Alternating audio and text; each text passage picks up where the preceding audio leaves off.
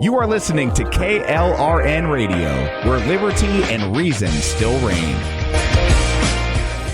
My son was in the Army back during Desert Storm, but even then he wanted an MBA. He looked at a dozen schools, but only one offered the online education and flexibility he needed while he was in a tent in Iraq, Grantham University. Turns out that Grantham's been delivering affordable, relevant college and advanced degrees for over 65 years. Heck, if they can deliver a quality education to a soldier in a tent overseas, think about the flexibility Grantham can offer you so you can earn your degree too. It doesn't matter how complicated or full your life is, if getting a degree is on your bucket list, you'll want to do what my son did. You'll want to call Grantham. Find out how easy it is to get started on your education so you can check that college degree off your bucket list. Call Grantham right now, 800-910-1370. That's 800-910-1370. Flexible, affordable, relevant. Call 800-910-1370. Tired of paying outrageous prices for Viagra? Well, we have great news for you. Now you can finally get Viagra at huge discounts. Healthy Man allows you to save up to $500 on Viagra. Why pay U.S. pharmacy prices of $15 per pill or more when you can get Viagra for less than $3 a pill? Call today and get 40 Viagra pills for only $99. This can cost as much as $600 at your local pharmacy. You can't afford not to call us. If you want Viagra at the lowest prices, never pay $15 a pill pharmacy prices again. Get Viagra for less than $3 a pill. Call 1-800-516-7602 today and save up to $500 and get 40 pills for just $99. Healthy Man is fast, easy, and affordable. Operators are waiting at 1-800-516-7602 to take your call right now. Call 1-800-516-7602. That's 1-800-516-7602. Again, 1-800-516-7602.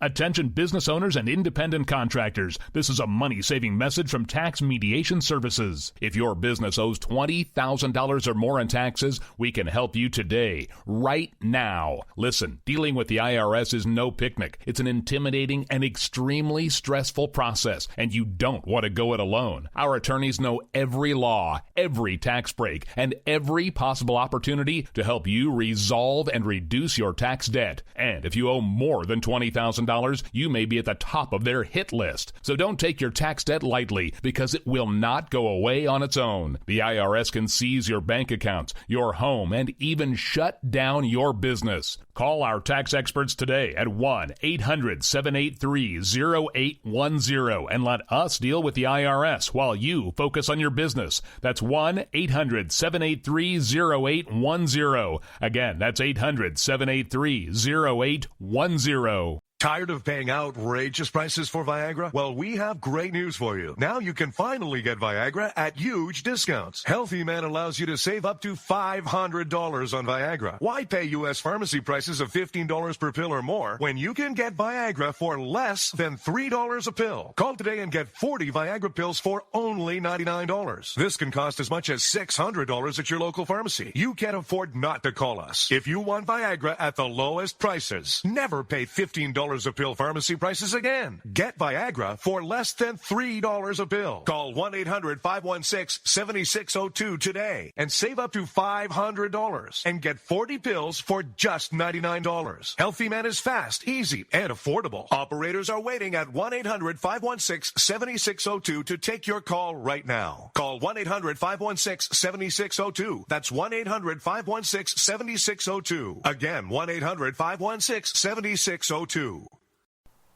The following program contains coarse language and adult themes. Listener discretion is advised.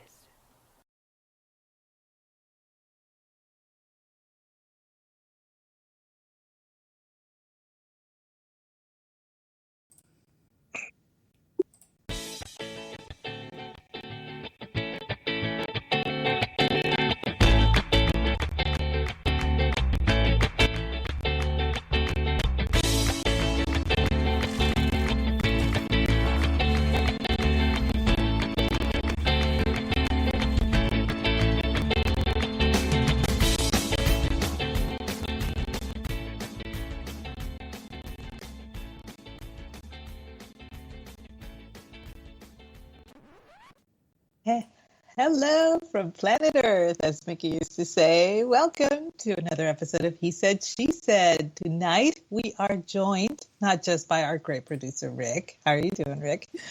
But also by our esteemed Chat Lives Matter member, MD Campbell. How are you doing tonight, MD? Oh, not too bad. You know that old saying, he has a face for radio and a voice for silent film? Well, here I am. Lies, all lies. How are you, Rick? I'm doing all right. Actually, that reminds me of what I used to have in my bio back in the day. A face made for radio and a voice made for mime. You guys are awful. Which is not true in either case, by the way. Oh, I also forgot the occasional stunt double of the Michelin Man. That was also in there. I forgot that part. Listen, he rates the best restaurants. No need to diss the Michelin Man. I meant the tire guy. It's the same guy. Oh. You know, I've eaten at a Michelin-starred restaurant once in Italy. Oh, did you? Adjacent to the ruins at Pestum. It was actually very reasonably priced and quite delicious. Well, you know, it's something because I was learning about the whole how it got started that it's a Michelin star. It's actually not a star; it's a flower, but they call it a star. And how Michelin was involved in that, and how it grew from, you know, their the little road guides and everything. So, but one of the interesting things that they make mention of in the Michelin star guide is that it doesn't have to be an expensive restaurant in order to get that little flower. It can be a total dive in the wall. It just has to meet certain criteria. Price, believe it or not, is not one of them. So I'm not surprised that you went to a very reasonably priced restaurant and it had a Michelin star, especially in Italy. I would also venture to say that there's a lot of Michelin star restaurants there because the food is so good.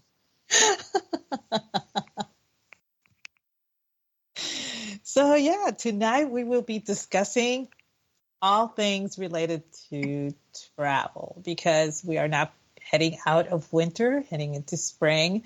Some of us, I'm looking at you, Orty, tend to be traveling quite a lot for work. This is true, but you know, some of us might be able to afford, you know, a couple of bucks for gas to take a one-day vacation to the town next over. Who knows? But, you know, I've always been interested in how to go about organizing a vacation. And it's sad of me to say, but I've actually only taken one vacation in my entire life that I can actually say it's a vacation. And it was organized by a friend of mine in Germany. So I really was not involved because the lady at the travel agency did not speak any English. So I don't know the whole, what you have to do in order to organize, you know, how you do the all-inclusives and all that. That's all foreign to me. So I thought it would be kind of fun to talk about travel tips with the guy who does nice traveling. And coming up at the end of May, we'll be traveling again. See? We're taking a short cruise out of Southampton and visiting a couple spots in Spain and France. Oh, how nice. So are you doing the top or bottom, like Mediterranean, or are you doing... Yeah, just around the Bay of Biscay. We stop at... and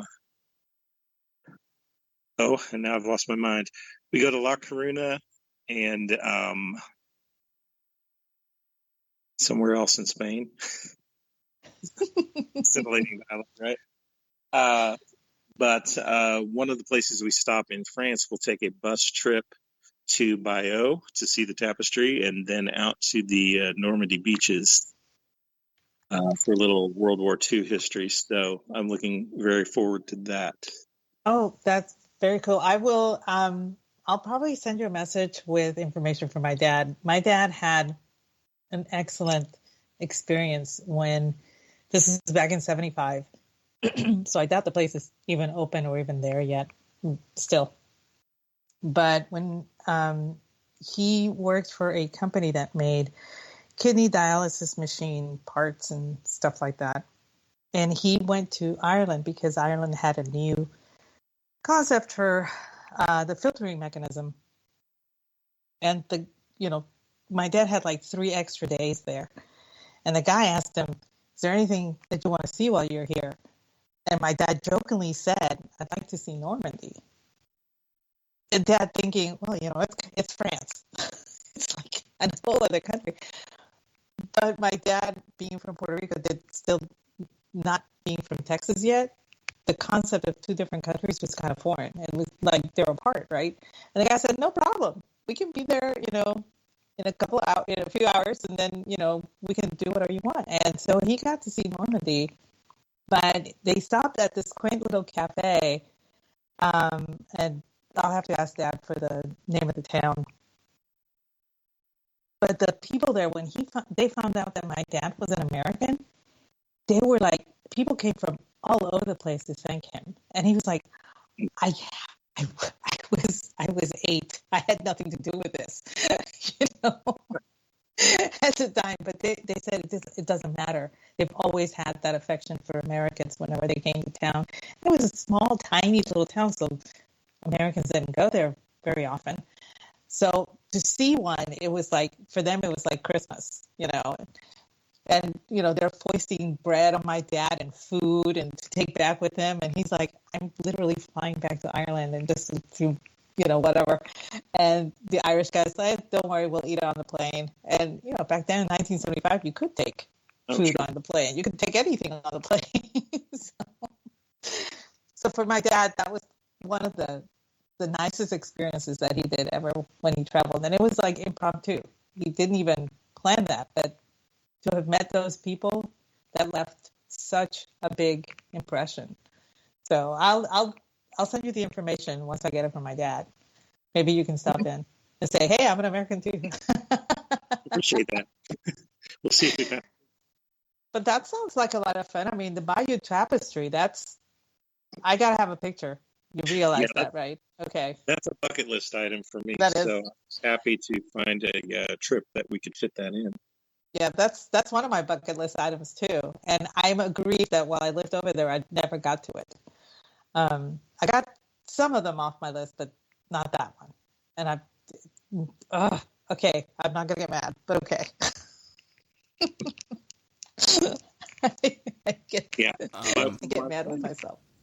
My wife wanted to go to Paris. She's wanted to go to Paris for quite a while, and they actually have an excursion to Paris, but it's 2 hours each way on the bus and about 4 hours in the city. So we decided that wasn't worth it. But next year is our 30th anniversary, and we are probably going to make that trip then. Okay, hit me up because I'll tell you where to go. I did Paris in 48 hours. It's actually not hard to do if you have a plan, but the best way to do Paris is to do the touristy things real quick and then do the stuff that you really like and take your time doing it. And it can be a lot of fun. But that, I think, applies to almost any place that you go to. Do the touristy thing, get it out of the way, and then do your own thing. It's funny the things that pop up sometimes too. I would imagine. When we went to Scotland in 2016, I've shared some pics from there before, and almost every day there was something that was just on the roadside, somewhere you stopped, some people you met. You went to a cafe after you went to an aquarium, and the people were wonderful. Would talk to you, tell you places you should see. We never would have visited Kilchurn Castle if we hadn't chatted up a clerk who told us where to make the right turn because it was poorly signed at that time.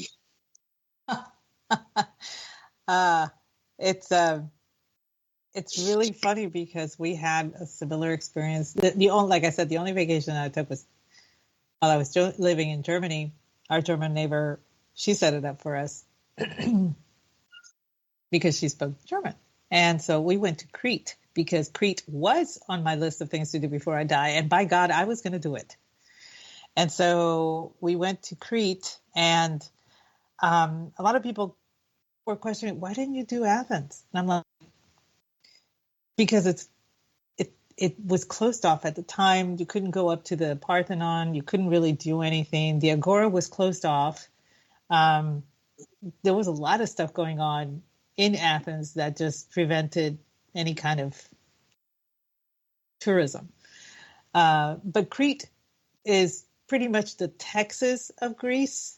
You know, they kind of do their own thing. They were a country for a time, you know, that kind of thing. So we went to Crete, and we stayed in a small town, and we Fodella was the name of the town. We stayed at the resort there, but you could walk like about 3 kilometers into the main town. And so we did. We would go there for dinner or whatever. And as soon as they found out that there were Americans in Fodella, they came out of everywhere. And they just started coming out of every house and everything to, oh, the Americans are here. The Americans are here. And I'm like, what is going on? I did not understand. Crete is actually a pain in the ass to Greece, because Crete is very independent. They don't like being part of the EU. They don't, you know, they're very independent in and of themselves, and they actually like Americans there. And so we were getting ouzo shots, you know, everywhere we went. Oh, here, have some ouzo. I was like, yeah, no, I can't. I'm literally with kids right now. I cannot take. But, you know, everybody else was having fun, and they invited us. They were going to have a big dance that evening. So they invited us to go, and that was a lot of fun. And of course, you know, the reason I wanted to go to Crete was because of Knossos, and I wanted to see the gypsum throne. I wanted to see all of the pillars. I wanted to see the entire compound. Got to see the museum and you know, the nice, neat part of Knossos. But you know, it's still an active dig. So I did get to see, there was a Swedish team that was there, and one of them did speak English, so I got to speak to them. And you know, as I explained, it's a very thankless job. They all paid to be there. Nobody's paying them. They're paying for the privilege of digging rocks. So, but that was, you know, that was probably the best vacation I ever had, because there was a plan, you know, and I did have an itinerary and everything. But honestly, what steps do you take whenever you're planning, say, a cruise? How do you pick the cruise? How do you, what is this all-inclusive stuff? You know, that kind of stuff. Well, the cruises are generally my wife's choice. She loves to cruise. I'm okay with cruising. I do like travel. She'll line up 4, 5, 6 different options. Then we'll go through the itineraries. I like to go places where I haven't been before. I also, being a history buff, like to go places where I can see something historical. I'm not much of a beach guy. When I go to the beach, people try to push me back in the water to my natural habitat. And then we'll go through the list of possible excursions. If we can find an old fort, an old plantation, something like that when we're in the Caribbean.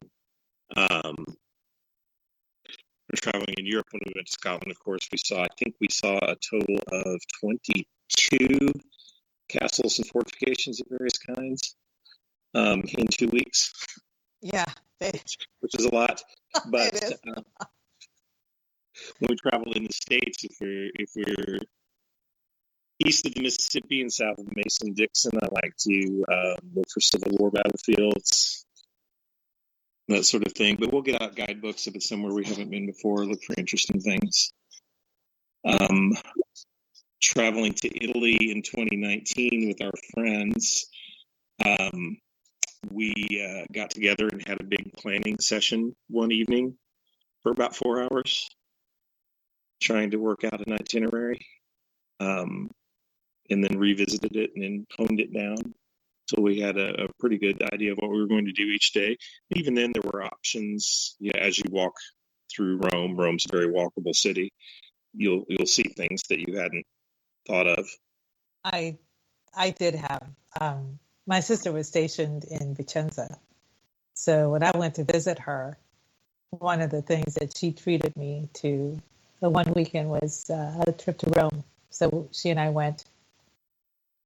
And I will tell you, one of my favorite music pieces, compositions, is The Pines of Rome by Respighi. And so I was telling her this, and she's like, oh, I know where I'm going to take you. And she took me to the Pines of Rome, right behind the Forum. And I could hear that piece in my head as I looked at these pines and looked down to the city. And it was just an amazing experience. But it's not something that most people even think to do. Most people are like, oh, let's go to the Colosseum.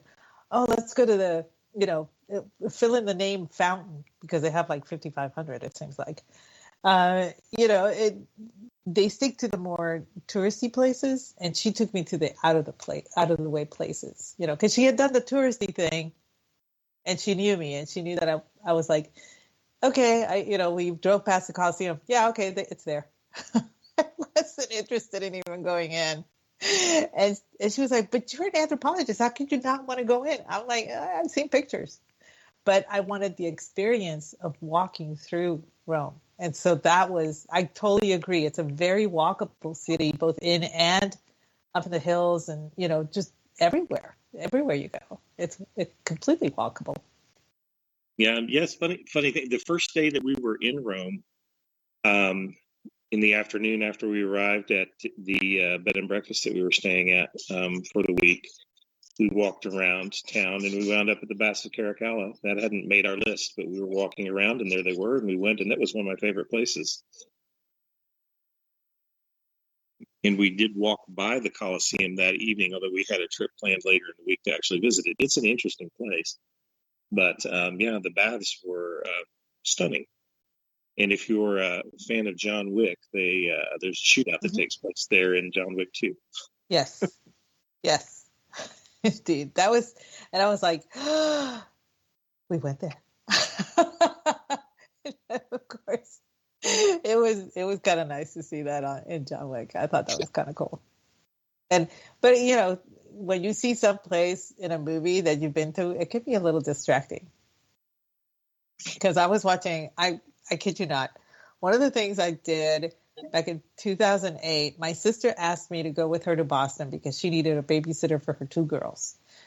She had a conference to attend, and her daughters wanted to go in the summer. And so she asked if I wanted to go with, but I would need to be entertaining the girls. And I was like, yeah, totally. I will take them to the Science Museum. I will take them to the duck tour. I will do everything. I looked into what to do in Boston. I'd never been. But one day she got off early, so I gave her the tickets that I bought for the duck tour. And I said, don't worry, I have plans for today that I have been meaning to do, and I was going to beg off anyway. And she was like, what are you going to do? I said, I'm going to walk to the Old North Church. And she's like, that's clear across town. I'm like, yeah, people walk around here. It's okay.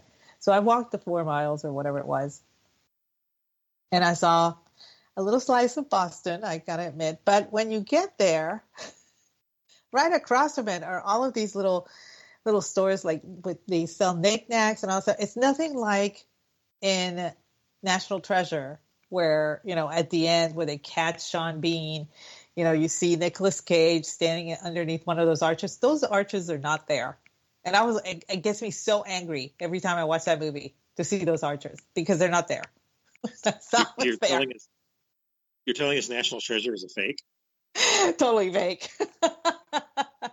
Although they did film it in front of the Old North Church, down to the hurricane fencing and everything. That was true. But when after they're arresting Sean Bean and Sean Bean looks up and he sees Nicolas Cage, the spot where Nicolas Cage is supposed to be standing is actually, I think, I want to say a CVS or a Walgreens or something. There's no arches there. It's all commercial. So yeah. So sometimes watching it in a movie kind of upsets me. Irrationally so. Just the golden arches. Yeah. So, but no, the John Wick didn't bother me. That was okay because that was pretty cool. It was cool to see it again. So, but yeah, one of the things I want to do, I want to go back to Florida and visit some family later on. I want to go to Virginia, visit my daughter. She's stationed out there. And I wanted to take a tour of West Virginia glass places because I'm a fan of glass. I love collecting glass pieces. I love the makers that, especially American glass. And so, I wanted to start planning. And I really don't know where to start. I mean, how do you do it? How do you sit down and start planning your trip? Yeah, that could be a trick. And I think the internet has made it so much easier than it used to be. Used to be you'd go get a bunch of travel guides, and I still do that. I still like to have hard copy travel guides to look through. But with the internet, you can do searches. You can put in a place that you want to go on maps, and then just kind of spiral out from there and look for things that look interesting. And I think that's made it so much easier for planning purposes.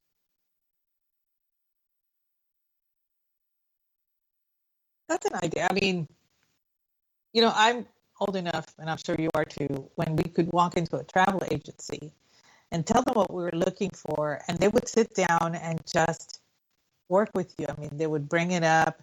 They would look in their books to what was available. They would show you brochures about, airplane travel and cruising and, whatever it is that you were looking for. And then they would help you kind of like decide, and then they would book things for you. And it seems like that is gone with the advent of the internet. Now you can do it all online, but there's some people that are like, I mean, there's a meme that goes around. If you feel bad, just know that there is a counter in Austria for people who went there instead of Australia at the airport in Salzburg. And I kid you not, that counter is there. There is a counter specifically for people who booked their flights and thought they were going to Australia, ended up in Austria. So I thought that was a joke, but no, that counter's been there for about 25 years or something.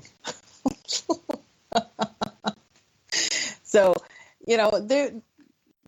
there are some things that we can do that lead to mistakes, and how do you avoid making like when you're booking a B&B, how do you vet them? Where do you go? That kind of thing. That's still kind of out there for me.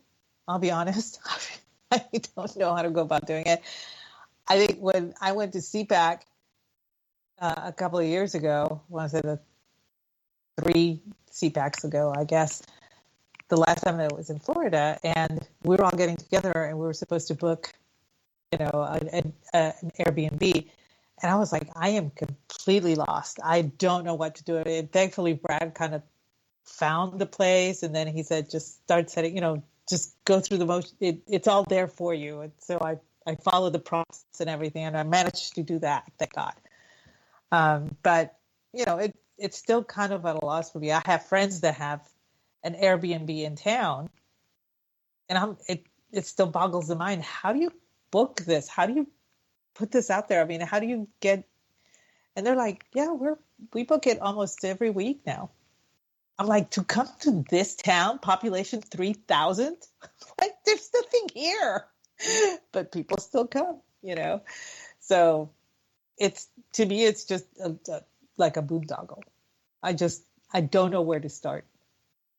And I guess, like you said, making a list of where you want to go and then just starting to look at it and everything. And then, but I kind of like the idea of having somebody do it all for me.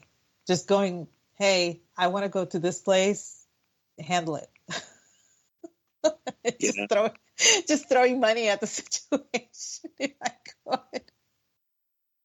Well, when we went to Scotland in 2016, one of the other Scout parents was a travel agent, and she put together just a short list for us. We paid her a small amount, and she put together just a few options for us. But I don't think we wound up using much of anything from that. You kind of pay your money and takes your chances with the travel agent, because everyone has their own tastes, and you know your taste best. What you want. We wound up, as I said, basically using none of her ideas.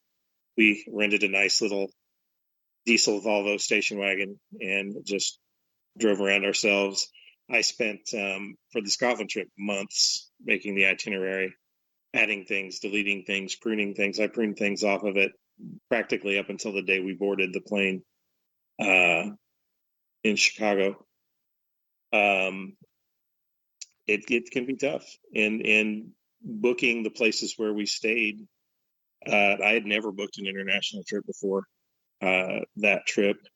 It was an experience, but mostly it worked out. The hotel we were in Glasgow was probably not the best choice. They had a great breakfast room, but it was very hot. As you know, probably in the UK, most people don't have air conditioning. No. But we were in Glasgow on what was probably the hottest day of the year, and the only air that we got in our room was through a tiny window. And we thought that we were booking rooms for the kids the room for the kids right next to us, and it turned out they were a floor down, and they were in this gigantic family room that we all could have stayed in, and we were in a tiny little room a floor up. So that and they wouldn't change, they wouldn't combine us into the family room. So that was kind of a mistake. It's one of those things where you don't know until you know. But for the most part, it worked out. We had a lovely cottage near Cotter Castle that we were in for a couple days. We were in a lovely rental flat in Edinburgh for the 3 nights that we were there. We were in a couple of commercial hotels, but mostly they were smaller boutique hotels. And they were just things that we found, again, looking online, reading reviews. And for instance, in the Glasgow hotel, looking at where we wanted to visit in Glasgow and looking for hotels that were nearby, that were walkable. So sometimes it works out. Yeah, I'm reminded, one of my friends over in Germany, she and her family had booked they were taking the spring break. Now, spring break in Germany is 2 weeks long. So it's the week before Easter and the week after Easter. They take all of that, those 2 weeks. And she and her family had made arrangements to go to India. There was no political stuff going on in India. India was chill as a capybara, in the spring. It was fine. They're literally at the airport. They're in Frankfurt. Their bags have been checked in. Everything is ready to go. They're in the, the waiting area for boarding. And they tell them, sorry, your passports have been revoked. You can't go to India. And they're like, our luggage is on the plane. And said, your luggage has been taken off. And you were going to tell me this when? It's like now. I was like, and they never told them why their passports were why it was revoked or anything. They just told them, yeah, no, we're not. You can't go. End of discussion. There was no recourse whatsoever. And I asked her, I said, was there any follow-up? Did they give you an explanation? They said, at any point in time, Germany can decide whether or not you can leave the country. At any point in time, India can decide who to allow into their country. And if India and Germany are having a tiff, then nobody from Germany can go to India. And I was like, but there was nothing going on.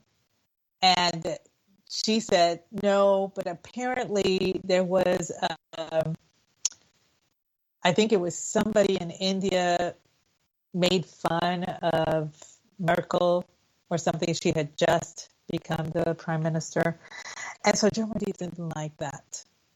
So travel to India by German citizens was halted for like a week. So they lost their opportunity to go to India. And they still had another week, but by then it was, too late. And I was like, holy crap, they get their feelings hurt. And so they just stopped Germans from traveling at will.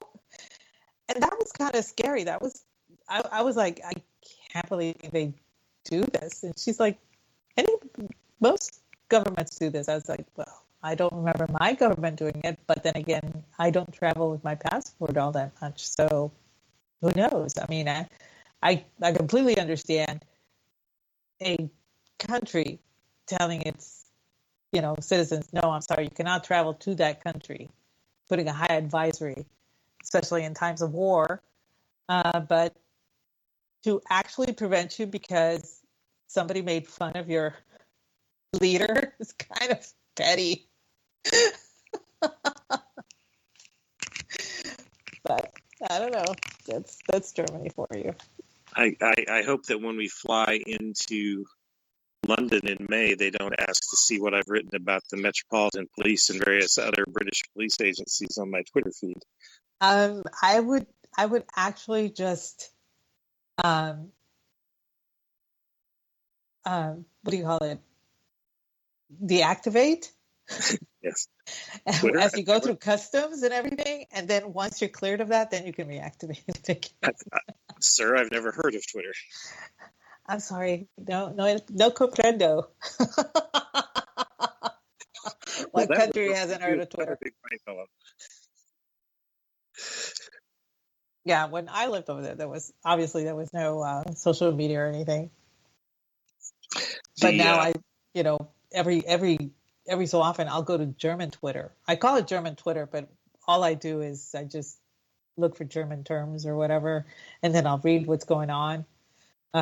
Usually if I have insomnia, so I'll get up and I'll do that because everybody here is asleep, but everybody over there is awake.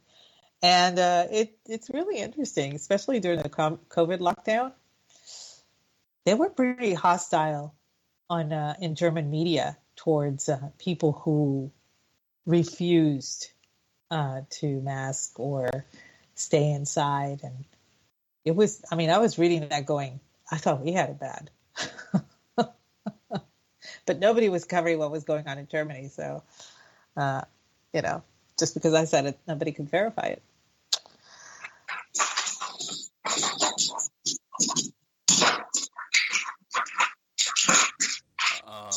Everybody okay? That's not me. I was suddenly visited by my dog, and she has a crunchy toy. I was like, it sounds like somebody's getting their butt kicked, but what do I know? It's one of those toys that you put a water bottle in, so it has some crunch to it. Oh, got it. Okay, I see. So there's that crinkle effect. Got it. That was kind of scary. I wasn't expecting. Well, that was fun. But so I completely lost my train of thought. Derail track 1. That's what I'm here for. But yeah, so one of the things that I do want to do before I die is take a cruise somewhere, but unfortunately I tend to get seasick. Horribly so. And I've never actually enjoyed being on a boat on a rough sea or actually at sea. Unless the waters are calm, then I can't handle it. But I think I I went to a little cruise, a day cruise around Hawaii once, and I ended up with like 5 Dramamine patches, back of my neck. It was the most ridiculous thing. But somebody suggested that I take a river cruise because those tend to be very placid waters. And have you ever taken a river cruise? We have considered it. We have friends who've done the Rhine cruise a couple of times and enjoyed it very much. The boats are rather small and intimate, and you get to spend a lot of time off of the boat. They make a stop every day. It sounds very interesting. And you get to see the backside river view of a lot of towns, kind of like taking a train. But they enjoyed it very much. We've considered it, but we haven't done one yet. All of our cruises so far have been on fairly large boats. Which I had friends that did they can be a little more stable, but not necessarily, because if the weather's rough enough, the biggest ship's going to rock quite a bit. Yeah, either way, I'm screwed. I'm going to have to take Dramamine, I'm pretty sure, if I go on a river cruise. I had a friend that went, she and her husband went on the Danube. So they got to tour the whole of the Danube. And they said that it was fantastic. They would do it again in a heartbeat if they could. As a matter of fact, they were going to in 2020, but then the world shut down. So they've postponed it since then. But for them, the Danube was wide enough that it accommodated a very, very nice cruise ship. And it was a riverboat, admittedly. It's not like the ones that you see out at sea. But they had their own private balcony. They had his and hers sinks in their bathroom. It had bathtub and shower. I was just like, you had me a bathtub. And the sliding doors to the balcony faced the bed. So when you woke up to, daylight. They were just so enamored with it. And I started thinking, have you seen that trend where retirees are taking cruises all the time because it's cheaper to live on a boat doing cruising than to have a mortgage?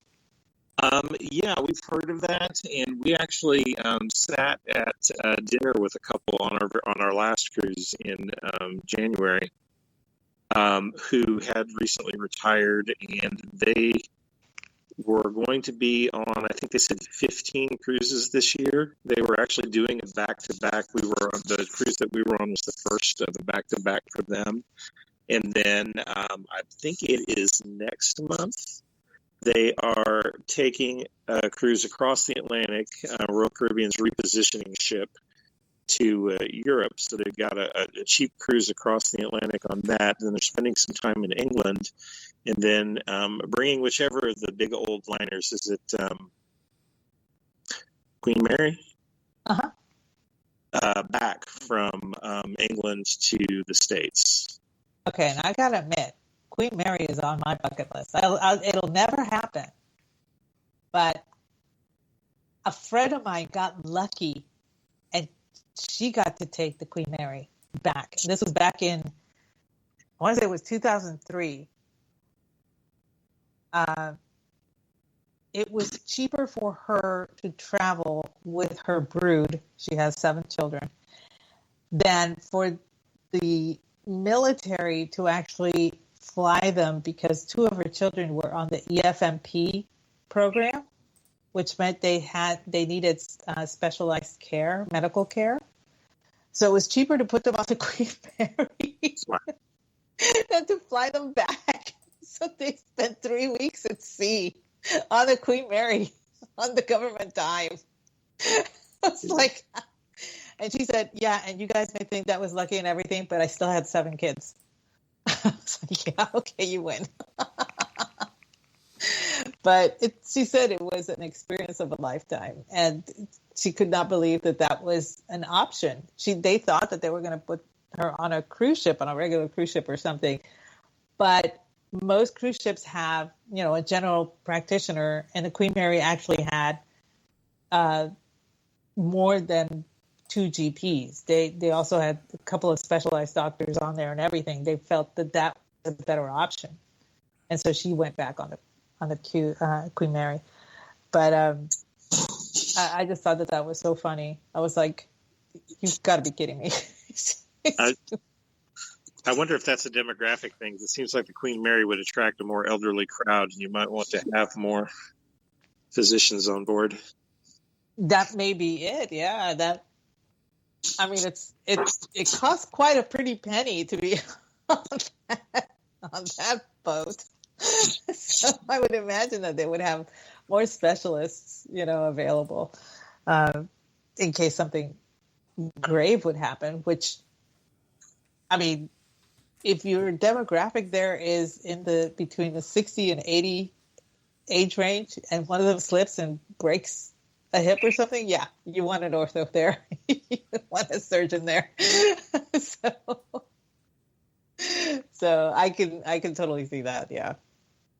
And I said that I'm not a spring chicken anymore, but yeah, that would be a bucket list for anybody, wouldn't it? Oh, of course. For me, the ultimate, my number one, which will never happen, the very first item on my list is the Orient Express. I have wanted to be on that sucker since I read the book in Spanish when I was, I think, 6 or 8. My grandmother had it, and I read that book. And it would be so awesome. And it's still running. I'm like, it's still running. It's still very expensive, obviously, and it's never going to happen. But it would be kind of cool to have that as a bucket list item that you can cross off. I think back in the day when they restarted running that, didn't PBS have a special? I think so.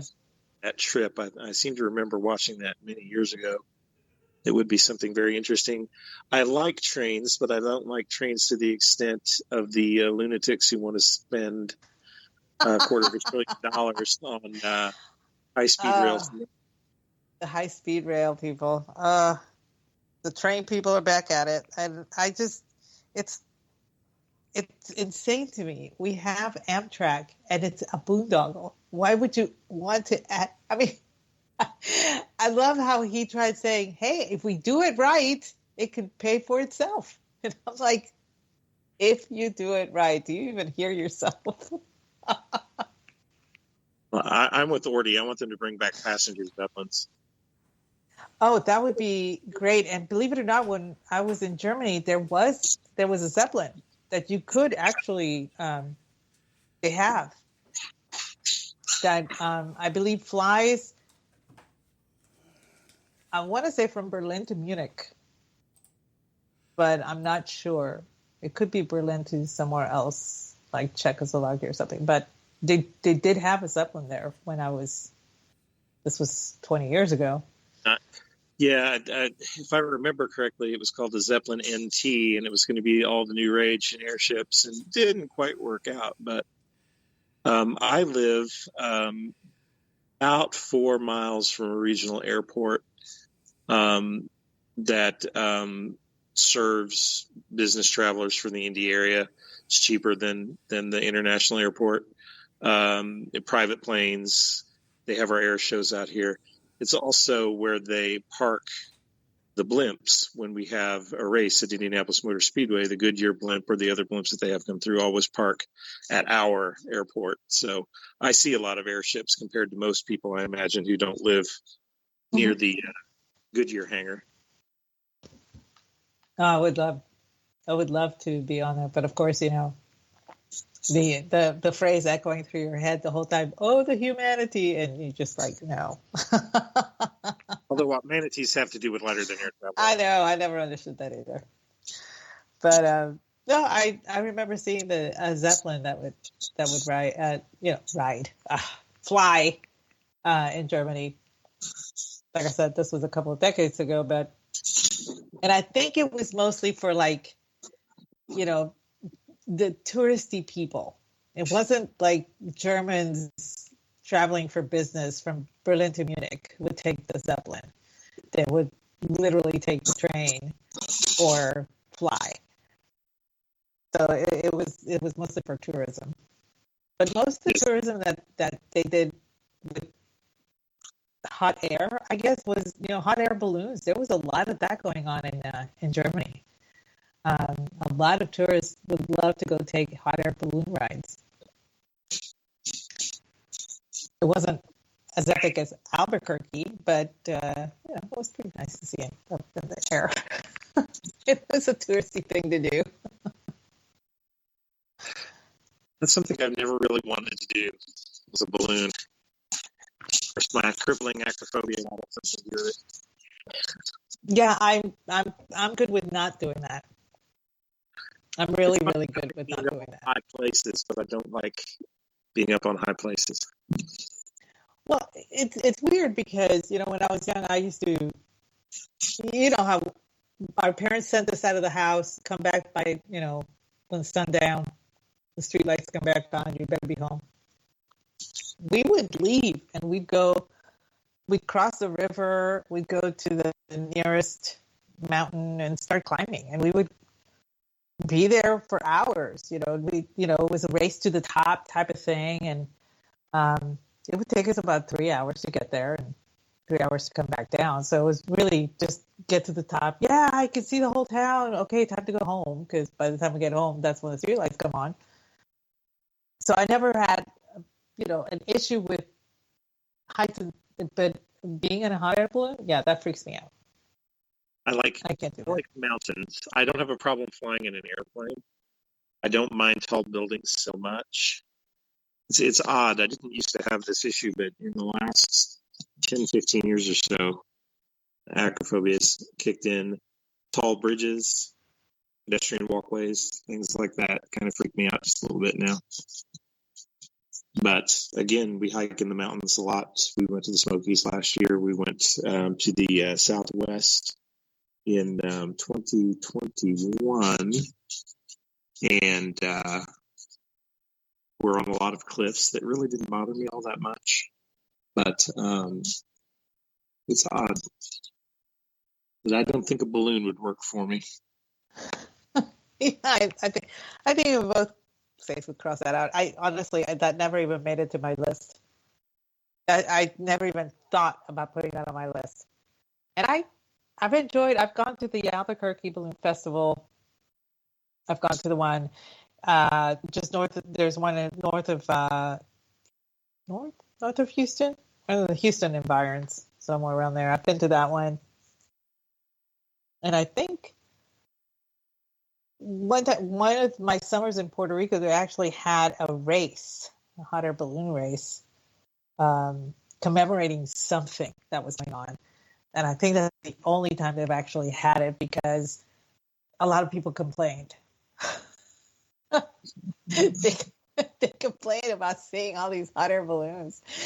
And, you know, people were like, that was too distracting. And I'm like, they're hot air balloons. They were going to pass by. I don't know. You can't make sense of Puerto Ricans. Trust me. But I always thought that they were really pretty. They make such a beautiful visual display. But not once was I ever interested in riding one of those things. I can honestly say that never even crossed my mind. I'm okay with never doing it.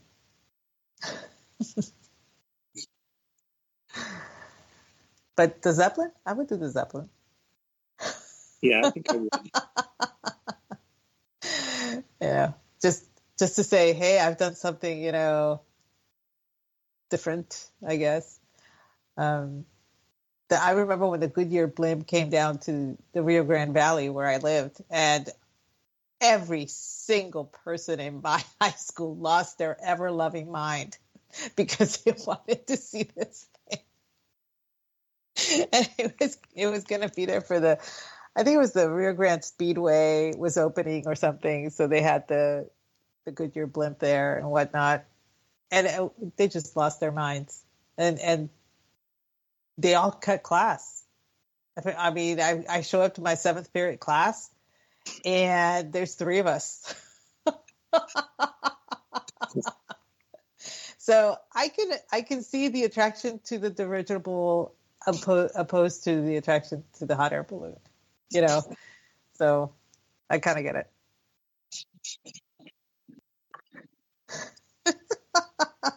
You should have shot it down anyway. I'm not sure what the bag limit is on aeronauts, though. I'm not sure. Unless you're in Ohio, there's no bag limit. Because apparently there's like 24 of our astronauts came from the state of Ohio. It's like everybody wants to leave the Earth when they're in Ohio. So I don't think there's a bag limit. There's no bag limit. You just need tags. That's it. Just tags.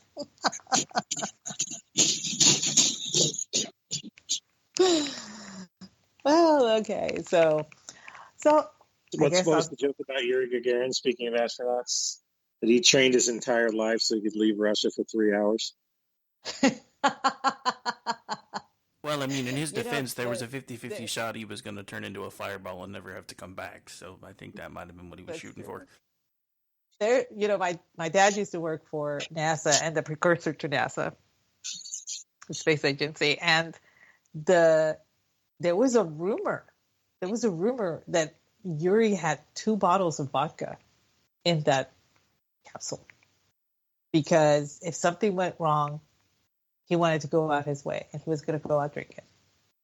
It's never been substantiated. I can't find anything. It might be just a legend or whatever. But can you blame the guy? I would have taken some alcohol with me too. Well, this is pretty much contractually required at this point, so I have to do this. Aggie's dad used to work for NASA. Sorry. Oh, stop. I could feel you doing air quotes. Well, speaking of travel and NASA, how about that Starship launch yesterday? Yeah, that was pretty good. You know what I was thinking about when I saw that? I was like, what happened to the Blue Dong? What happened to Bezos' ship? Did they ground it or what? Was that just a 1 or 2 time thing or what? Giggity-goo. Stick around. Look, the pool was cold, okay? Look at Dude, it.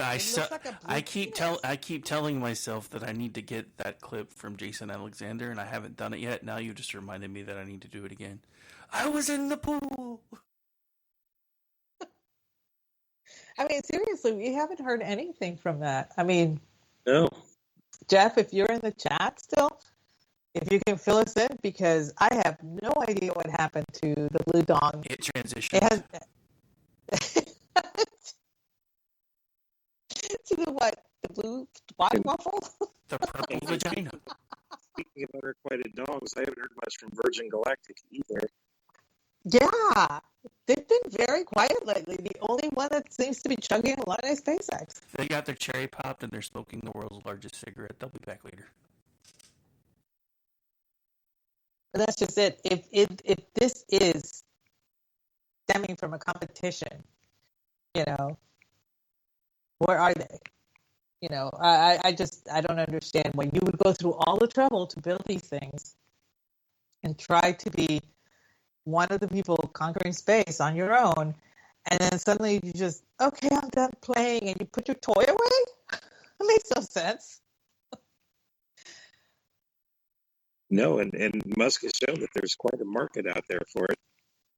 Oh, yeah. There is a market. I mean, I'll be honest, I've not paid attention to what NASA has been doing for the past, since Orion got shut down. Or Constellation. Although Constellation is still viable, I think. I haven't even kept up because NASA has become such a quagmire of politics. Even my dad is like, he doesn't even recognize it anymore. He finally just gave up. And he used to follow it ardently to the point where the very first thing he turned on in the morning was the NASA channel. Seriously. He used to follow it religiously, and now he's just like giving up. But every time that SpaceX is in, my dad is there watching it. It's the innovation. And, that, like I said, the urge to travel, we are a species that really, curiosity is what drives us. That's why mystery is my favorite genre when it comes to reading and movies. It's the curiosity that drives you to solve the mystery and solve the murder and solve, whatever is going on. But also that incentivizes travel. You're curious about how this other culture lives or what this place looks like, or, the whole concept of the journey itself drives humanity. And that was something that was nurtured and fostered when we were growing up, when our creativity wasn't stifled so much like it is now. I mean, I'm really shocked. I substituted for a couple of teachers back in, I want to say about 10 years ago. And doing that taught me that I was not a good substitute teacher. So I stopped. I just volunteered in other areas in the school, but it was like they were learning by rote and not by experience. And it just seems to me like nowadays education does not incentivize creativity, and it doesn't incentivize that need for curiosity anymore. And so now you have, Sorry, I was working on something else and I accidentally triggered a sound. My bad. But and to me, that whole part of the thing that drives that need to go travel, to go do, that's very important, because you don't want to just travel because, okay, let's go to this place because it's there. You actually want to learn about the place. You want to experience the place. You want to do what the natives do, that kind of thing. I never understood how it is that my sister can go to a city and eat McDonald's. I don't get that. I just do not get that. It was the weirdest thing. When we were in that trip to Boston, I kept saying, we need to find a hole in the wall that has really good clam chowder and this and that stuff that was like Boston. Okay. She's like, no, let's just stick to what we know. So we ended up at, McDonald's and Burger King, to please the girls. And I'm like, I can't believe that we're missing out on great food.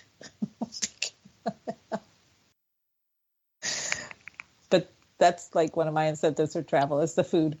And that is one of the good things about travel. I mean, you yourself said you were at a Michelin star restaurant. Yes. So, and it had the best locally sourced buffalo mozzarella I've ever eaten in my entire life. Oh my God, that sounds so good. I cannot wait for Lent to be over. I really can't. I haven't had mozzarella a long time. But Aggie loved mozzarella a long time. Well, I gave up so many things. I always do for Lent. But a fatty food that I always give up is cheese. So I don't have cheese.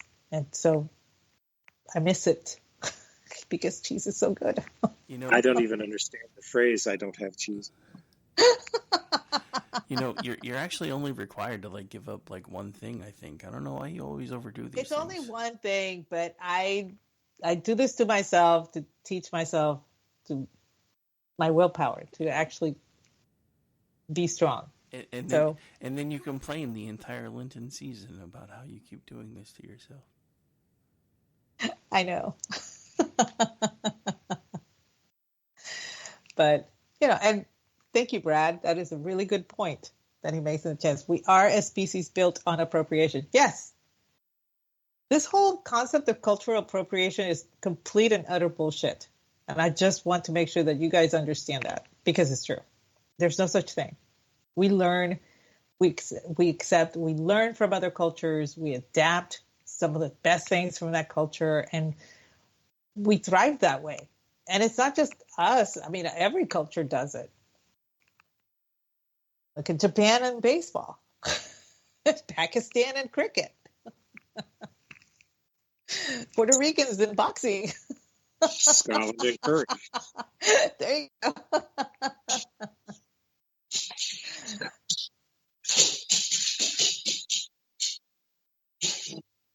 Is it dog back? I was assaulted by my dog. Sorry.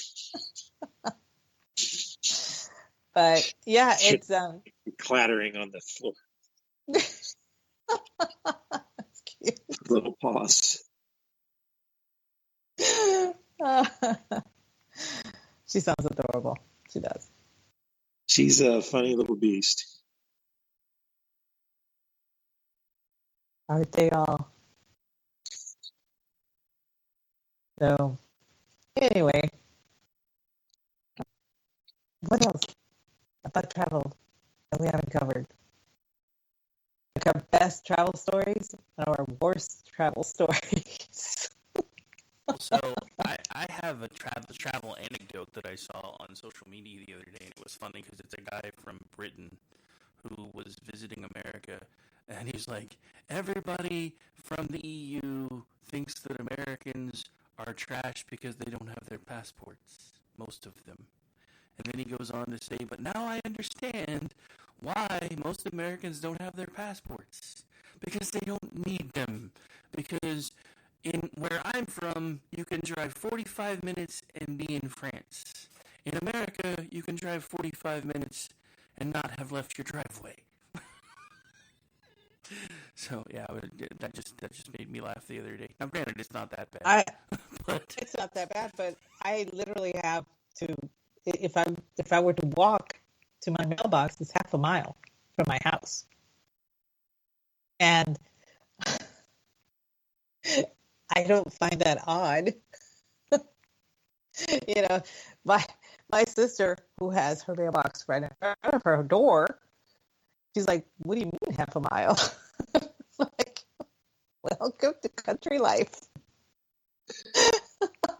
I mean, my mailbox is about 200 yards away from my front door because I live in the country too, but my acreage isn't as big as yours. I'm only sitting on like 2.5, so. It just happens to be that's where the mailboxes are, and of course now there's a homeowners association next to us, and that's where their boxes are too, but they have to actually drive also about a mile to get their mail. So they want to petition to move the mailboxes to the HOA area. And I'm like, that's fine. Just leave mine behind. I don't care. And the post office is like, either they all move or they all stay. And I'm like, no, because these 3 people who just build houses right here have their own. So I can have my own. I don't need to be attached to all of these boxes. So right now, Aggie is having angst with the post office because I'm trying to tell them it's easier if I just buy my own damn mailbox and put it here. But they don't believe me. It's never easy. So, yeah, I do agree because, like I said, when my dad went to Ireland, he felt that the concept of going from, Ireland, Great Britain to France was huge, coming from Puerto Rico. Now that we've lived in Texas, I mean, we could spend a day driving in Texas and still be in Texas. And we're not even the biggest state. Dude, like, no lie. I mean, my most recent traveling experience was traveling inside the U.S.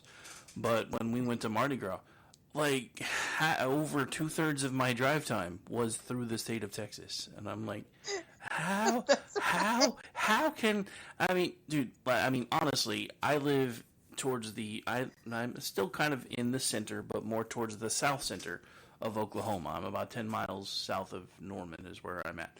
So it took us about an hour to get into Texas. Then it took us 9 hours. Well, sorry, the whole trip was 10 and a half. So it took us 8 hours to get through Texas. So, and then another 2.5 to get to the part of Louisiana we were trying to get to. So most of my trip was driving through this monstrosity that you guys call a state. And I was like, and again, you know, not that it's this kind of travel related, but the weirdest thing for me, and I've talked about this before, was when my mom married a dude, an Air Force guy, and we started having to move all over the country, which happened when I was 11. So when I was 11, we moved from Oklahoma to Seattle, and then moved around a lot in the Seattle area while he was still stationed there. Then eventually he retired, so by the time I'm going to be a freshman in high school, we had moved to his home state of Delaware. Well, Delaware is about the size of a postage stamp, almost literally. The only thing smaller is like Rhode Island.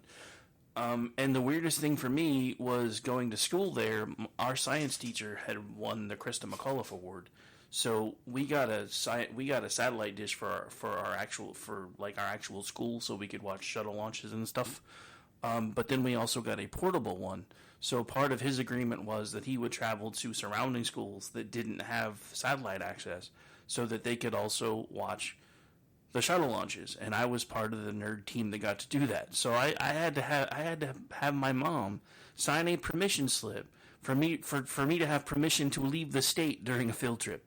And being from Oklahoma, that was like the weirdest thing for me ever, because I used to live dead center Oklahoma, so it takes almost 2 hours any direction to get to another state, minimum, if you're dead center Oklahoma. We traveled through 2 states in less than 45 minutes, which is why I think part of why I was laughing so hard when I'm listening to the British guy, and he's like, "You guys don't understand. Each state is like its own little country, so it's no wonder they don't have their passport. They go on vacation within their own country, and you go 2 states over, and it's like you're on a completely different planet." And I'm just laughing my ass off, because that's exactly how I felt as a kid when I'm on a field trip in another state. And I'm like, what? What? And still home for dinner the same day. It was really weird for me.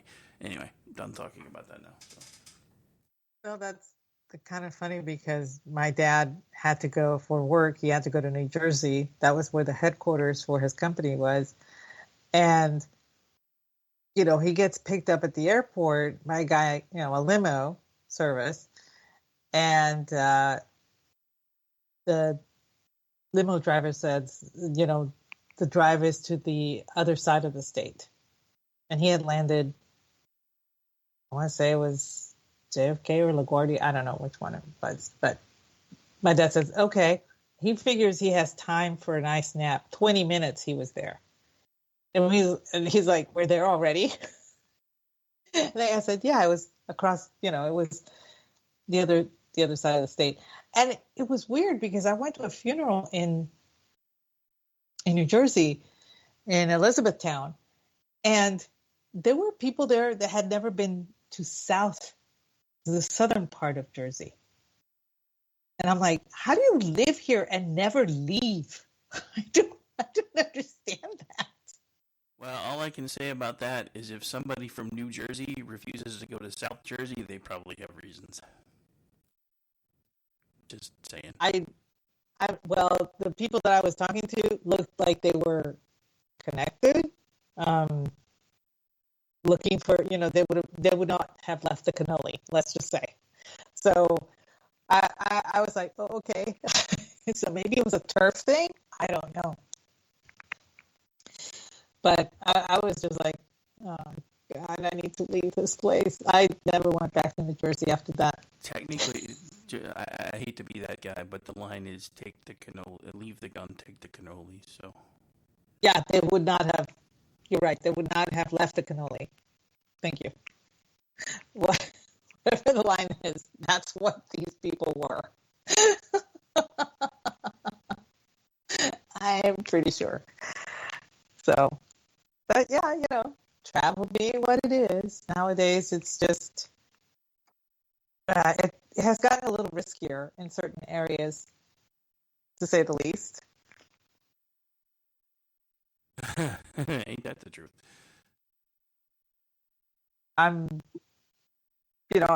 It's funny because with the whole Haiti situation, I'm just shaking my head. Everybody's worrying about Haitians coming up to the mainland, and I'm thinking they can just as easily just go over to Puerto Rico because that's American territory right there. Last time they had a Haitian influx, Puerto Rico was saying, we need to be considerate, welcome them with open arms, blah, blah, blah, blah. And I swear, not even a week after this started happening, the crime stats just shot off, went through the roof. And they just couldn't figure out why. I'm just waiting for Cannibals versus the Homeless Fight Club. That was not on my 2024 bingo card. I gotta say, cannibalism was not on my bingo card. But hey, I'm sure somebody had it for free space or something because I'm like, wow. I'm done asking for SMOD. Otherwise, right now I'd probably be asking for SMOD. Just sorry. Well, the weird thing is, I grew up.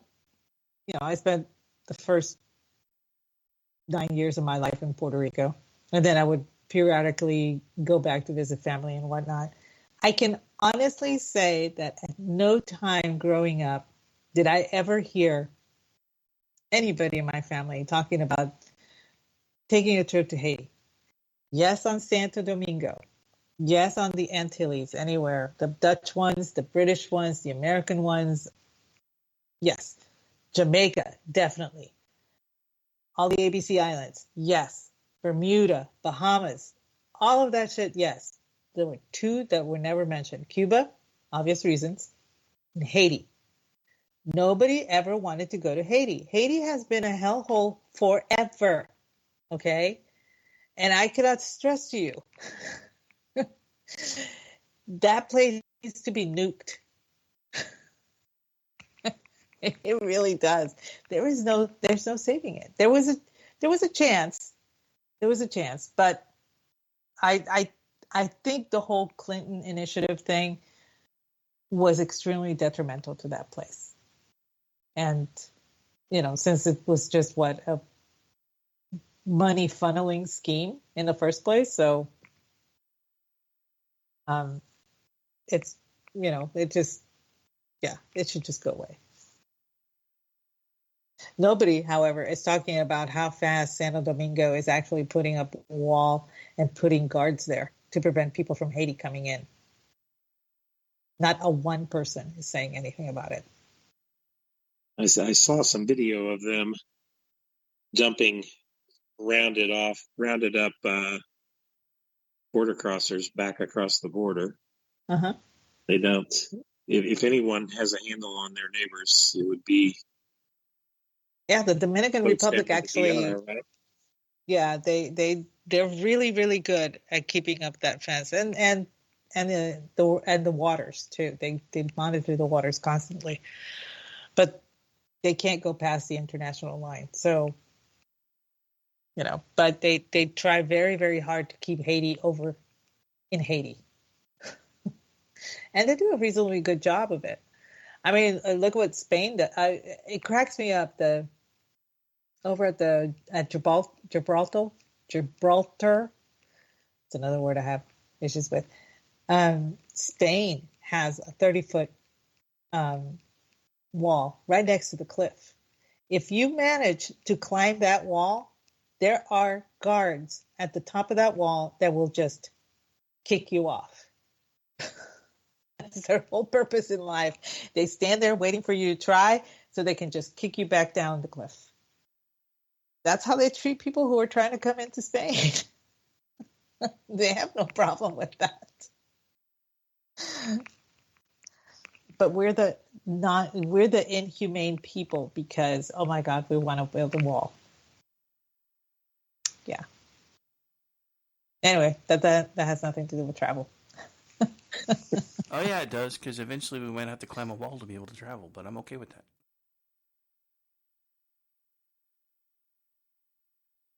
Well, on that note, any other travel anecdotes that we want to share?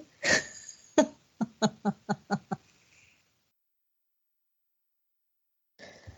don't know. I can't think of anything. I've only ever been on one vacation, and it was a year before I got divorced, so I'm trying to not remember that. So. Well, like See, I said, I feel weird because I travel all the time now. I take a lot of vacations. see, I'll probably hit you up for advice because, like I said, I'm trying to do a vacation to Florida. I need to do one in Virginia. I need to do one. I would like to take a tour in West Virginia. I have a girlfriend who told me, yeah, let's do a tour. You know, she lives in Stacy D, Mama 5.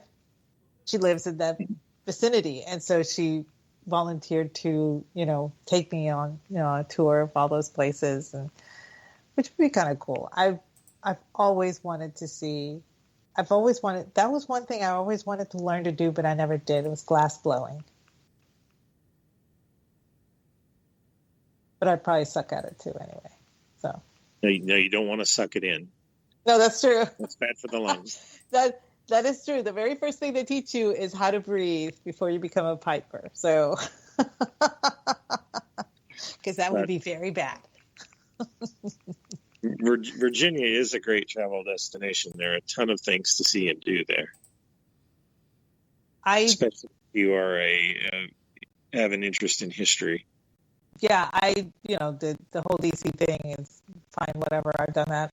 But I'd like to see true Virginia, outside of Federal District. I got to see a little bit of Richmond when I was there, and I actually got to stop in at Virginia Tech when I was, which was like clear across like the very corner of Virginia, right before you hit, I think, Tennessee, or I don't know where it's at. All the way out there. So that was kind of cool. But no, I'd like to see the Shenandoah Valley. I'd like to see a lot of the Civil War areas and get that off of my list too. So that would be a nice trip. But that one, if I take that one, I gotta have time because I don't want to be rushed through it. I want to be able to learn about each place that I go to. All of the Civil War areas and stuff like that. And of course, I have a girlfriend that lives in Pennsylvania, in Yardley, and she is a reenactor along with her husband. And all of her costumes and all of his costumes, she has done by hand to specs of the time with antique fabric that she manages to find when she scours all of these estate sales of people that have stuff in their attic, So all of her stuff is like completely authentic. And she has invited me to go up there and do the whole Pennsylvania thing too. So that would be a really cool travel itinerary to do.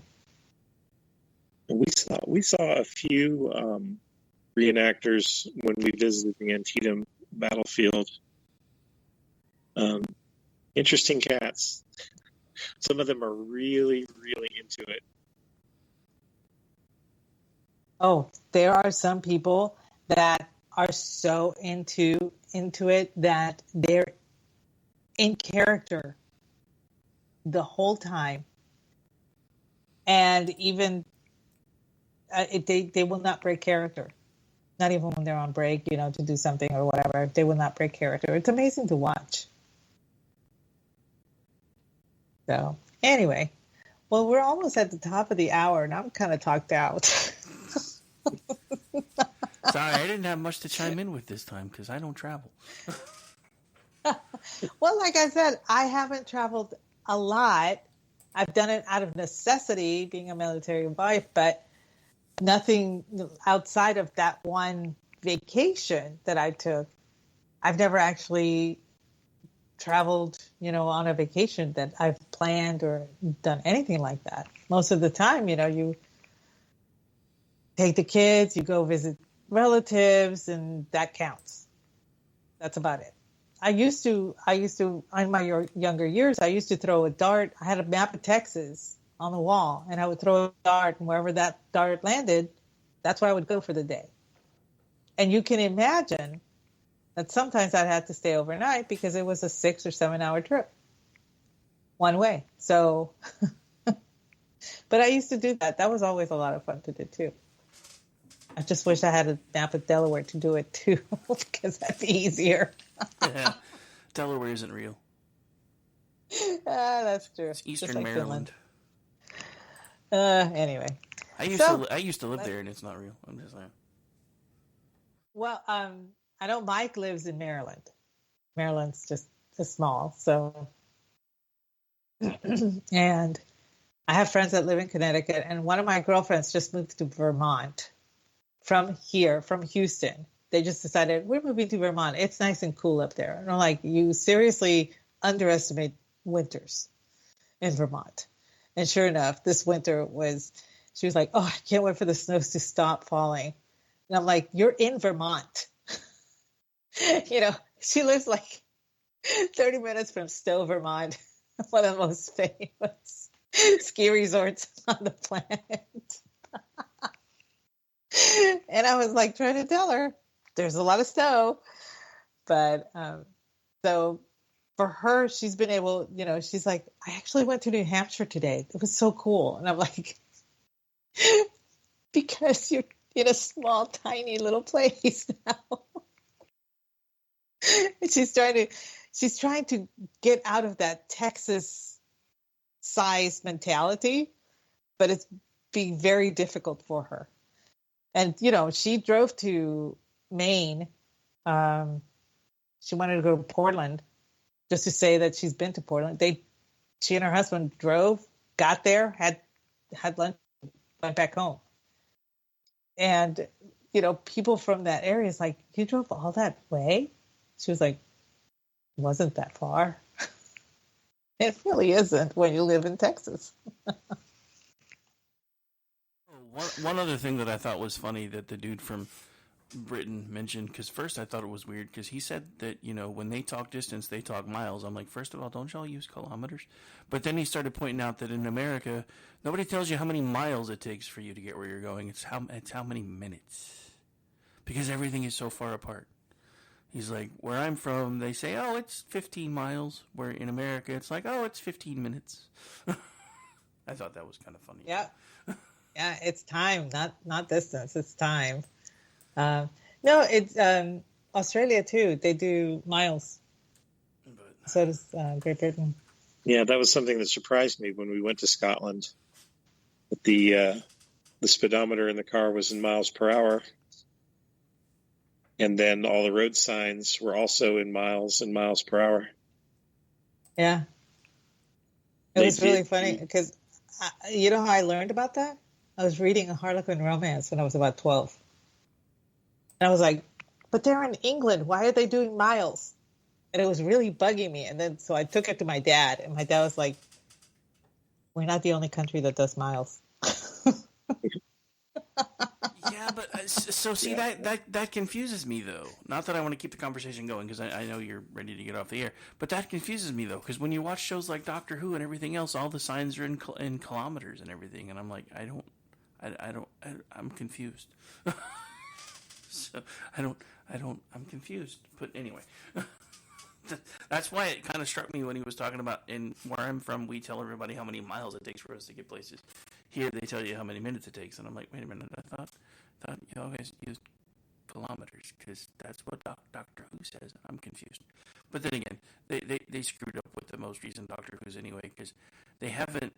At some point, they may undo it, but during the holiday, the anniversary specials, they traveled back to meet Sir Isaac Newton, and he discovered gravity, but all he heard was Doctor Who saying gravity schmavity, so then he's like, oh, that's a good name for it. We'll just start calling it Mavity. And I'm like, what the heck? And then they started working that into the next three episodes, and I'm like, okay, somebody needs to fix that because that's really fucking annoying.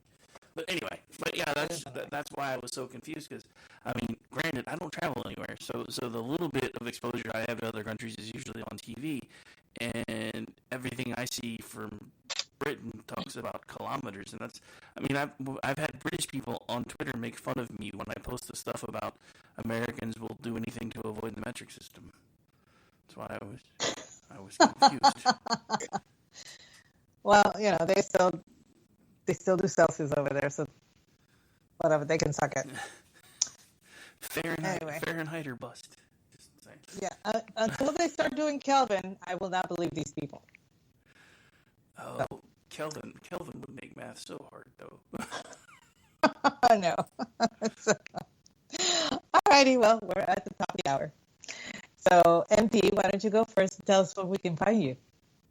Well, you can find me on Twitter, or whatever moniker it's going by these days, at mcampbell1041. If you know my actual first name, you can find me on Facebook, but I'm rarely there. And that's about it. My digital footprint isn't terribly large. That's what she said. All righty, and how about you, Rick? Oh God, do I have to? Yeah. All right. So it's a long week for me. This is my 7-day week. So tomorrow night we have the Juxtaposition Show with myself and Ordnance Packard. We do our annual foray into the Mandela Effect. That'll be at 11 p.m. Eastern. Sunday night, restarting the week, but still ending it for me. America Off the Rails, 10 p.m. Eastern. Monday through Friday next week, of course, 3 to 5 p.m. Eastern, The Rick Robinson Show. I'll be producing for you and Brad on Tuesday night on the Cocktail Lounge. And then Wednesday night, full boat as far as I know. So it'll be me and Stacy on the Whatever program at 7 p.m. Eastern. Then I produce for the Conservative Curmudgeon at 8 p.m. Eastern. Produce for the Ladies of the Red Wine at 9 p.m. Eastern. Again, this is all on Wednesday. And then hopefully, if Ordy can stop traveling, we will do a Rick and Ordy show at 10 p.m. Eastern to close the night out. And then next Thursday night, hopefully Jen and Rick will be back. We've taken a couple Thursdays off because she had some family stuff going on, and then she didn't feel good yesterday. So we're going to try to get that back on track. After that, I get to hang around with you again this same time next week, doing the He Said, She Said show. And that's it for radio, other than you can find me as the executive producer of the Loftus Party podcast, which usually drops on Tuesdays. When I'm not doing all that, you can find me as a contributor at twitchy.com, theloftusparty.com, and misfitspolitics.com. And if you need more of me than that, and if you do, you need therapy, you can always hang out with me on Jitter at Radio Rick73. And I'm done, and I can't breathe anymore. Danielle had a quick question. When's the Mandela Effect time again? 11 p.m. on Saturday. Okay, there you go. Eastern. Oh, yeah. Already answered it. All righty. Cool. Where can folks find you? You can... I beat you to a punch. You can find me on X at Aggie Rican and Aggie the Barkeep. You can find me 8:30 p.m. Eastern during the Cocktail Lounge on Tuesday nights with the ever suave Brad Slager, who happened to show up to our podcast tonight. Friday nights, 8:30 p.m. Eastern as well, doing He Said, She Said with our awesome producer, Rick. Once a month, the last Wednesday of every month at 8 p.m. Eastern, we do Toxic Masculinity with Rick, Ordy, G, and Andrew, and I bring the drinks for the Babe of the Month. And Jeff and I have teamed up, and we now have a book podcast called Spirited Books, and that is on the second Monday of every month, also at 8:30 p.m. Eastern, or as it's affectionately called, Aggie Time. Thank you so much for joining us, you guys. We appreciate you guys hanging out with us. We hope you have a great evening.